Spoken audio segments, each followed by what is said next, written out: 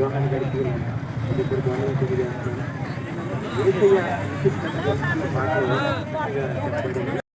ప్రపంచవ్యాప్తంగా మనం జరగడం చూస్తూ ఉన్నాం. ఇవన్నీ కూడా ఏమి తెలియచేస్తూ ఉన్నాయనంటే దేవుని రాకడ చాలా సమీపంగా ఉంది. ఈ రాత్రి ప్రభు నేను ఏం చెప్పాలి అని నాకు ఆలోచన వచ్చిన వెంటనే ప్రభు నా హృదయంలో పెట్టిన మాట ఏంటంటే, ఇదిగో నేను త్వరగా వస్తున్నానని చెప్పు అన్నారు. దేవునికి స్తోత్రం. ఇదిగో నేను త్వరగా వస్తున్నానని చెప్పు అని చెప్పారు. అదే మాటని ఈ రాత్రి మరొకసారి నేను జ్ఞాపకం చేస్తున్నాను. ప్రభు త్వరగా రానై ఉన్నాడు, త్వరగా రానై ఉన్నాడు.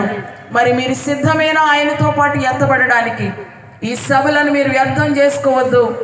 మీ ఆత్మీయ జీవితాలను బలపరుచుకోవడానికి ఈ సభలను మీరు ఉపయోగించుకోనండి. ప్రభు రాకడ కొరకు మిమ్మల్ని మీరు సిద్ధపరచుకోనండి. అన్ని విషయాల్లో కూడా దైవజనులకు సహకారులుగా మీరు ఉండండి. ప్రభు మిమ్మలను మీ కుటుంబాలను దీవిస్తాడు. అటువంటి కృప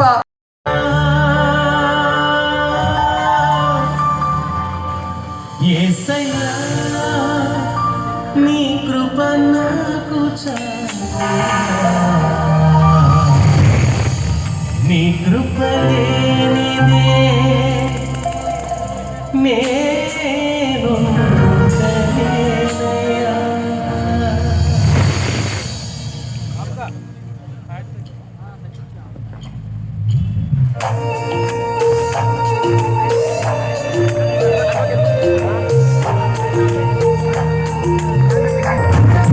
చప్పట్లు కొడదా దేవుని స్తుతిద్దాం.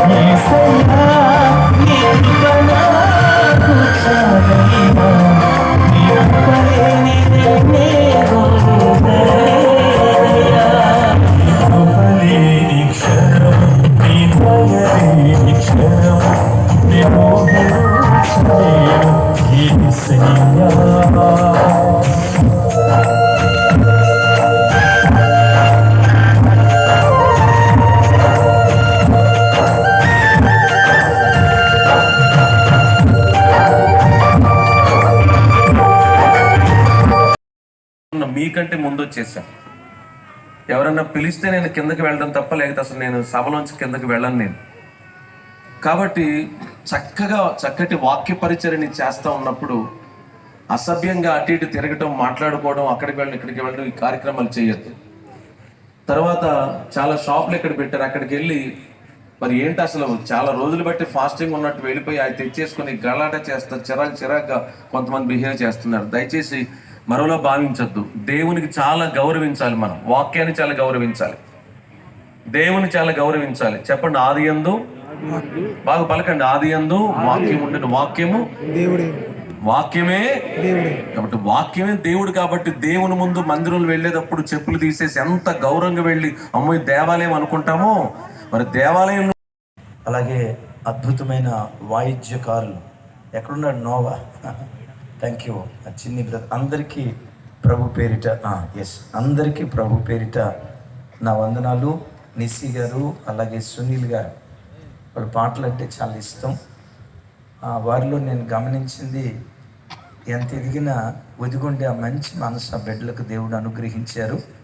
నిస్సి బ్రదర్ని బట్టి, సునీల్ గారిని బట్టి ప్రభుని స్తుతిస్తూ, అలాగే ఈ గుండు గోలను, అమ్మ ఏ గోల్ అనేది, ఈ ఊరి పేరు చాలా బాగుంది. ఈ ప్రాంతానికి నేను వస్తున్నానని తెలుసుకొని ఎమాన్యుయల్ ఎట్లుండును? నా దినముల ప్రమాణము దినముల ప్రమాణము ఎంతైనది ఎంతైనది నాకు తెలుపుము. నాకు తెలుపుము. తలలు పైకెత్త.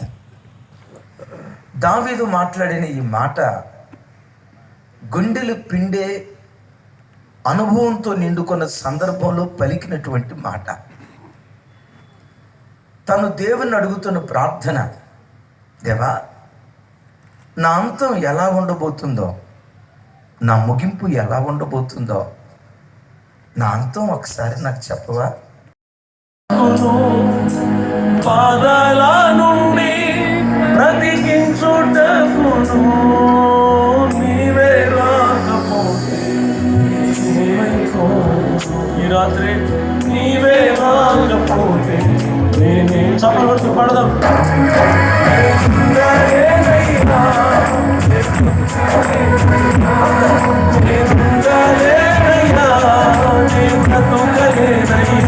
నీవే లేకుండా చప్పట్లు నీ తోడే లేకుండా నీవే లేకుండా నేనుండలేదయ్యా, నీ తోడే లేకుండా.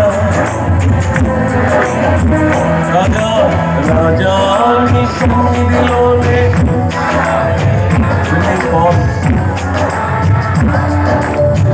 కలిసి పాడుతూ చప్పట్లతో రాజా నీ సన్నిధిలోనే మనసారా అందరు కలిసి నేనుండలేనయ్యా, నేనుండలేనయ్యా,